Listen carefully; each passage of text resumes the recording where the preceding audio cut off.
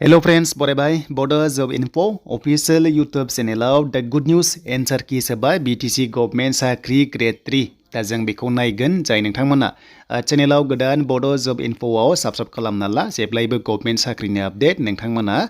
बर' रावजों मोननो हागोन। आं नोंथांमोननो मोनसे बाथ्रा होनदोंमोन जे नैबे जानुवारि दानाव नोंथांमोननि रिजाल्ट फैगोन दा फाइनाली मोनसे फैग्रोबाय दा बे बोरै फैदों मा फैदों आं नोंथांमोननो गासैबो डिटेल्सखौ होगासिनो दङ बेखायनो भिडिअखौ नोंथांमोना जोबजासिम नाय हानायसेबां शेयार खालाम अब्लासो बुजिगोन। दा जोङो फार्स्टआव फैबाय बड'लेण्ड इउनिभार्सिटिनि अफिसियेल वेबसाइटआव आरो बेयाव फैनाय लोगो लोगो बिथांमोनानो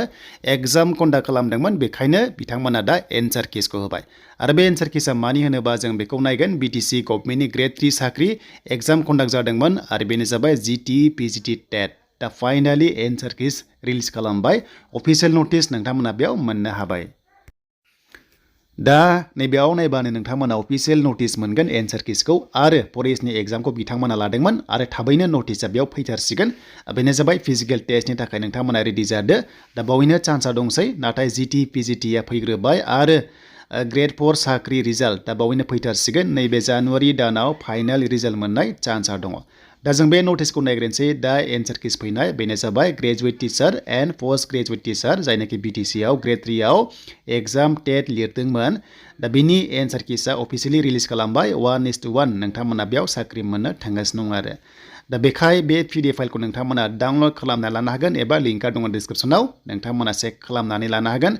सिरिज वाइसआव दङ GT आरो PGT एक्सट्रा दङ दा बेखौ नोंथांमोना स्क्रिनशट खालामनानै लानो हागोन एबा डाइरेक्ट PDF फाइलखौ डिसक्रिप्शननिफ्राय डाउनलड खालाम बेनिफ्राय एन्सार किस नायदो आरो बेसेबां मोनखो 140 मार्क्सनि गेजेराव नोंथांमोना जेरै 120 120 प्लास जेसेबां मोनदों कमेन्ट सेक्सनाव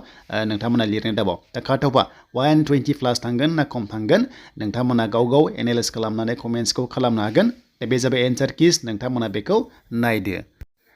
स' दायो फैजेनबाय Gr-3 एन्सार किस आरो फरेस्टनि थाबैनो फैथारसिगोन आरो Gr-4 रिजाल्ट 27 जानुवारिनि सिगां चान्सआ दङ 99% चान्सआ दङ मानो होनोबा टेटजों BTRनि Gr-4 साख्रिया नोंथांमोना 27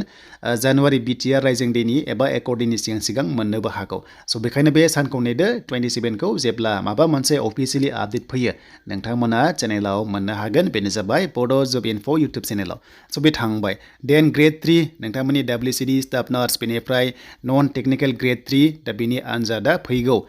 फेब्रुवारिनि गेजेराव एबा जानुवारि सप्तानिफ्राय फेब्रुवारिनि गेजेराव जानाय चान्सआ दङ मेक्सिमाम मानो होनोबा इलेक्सन फैगासिनो दं नालाय बेखायनो थाबनो एग्जाम कन्डाक्ट जानानै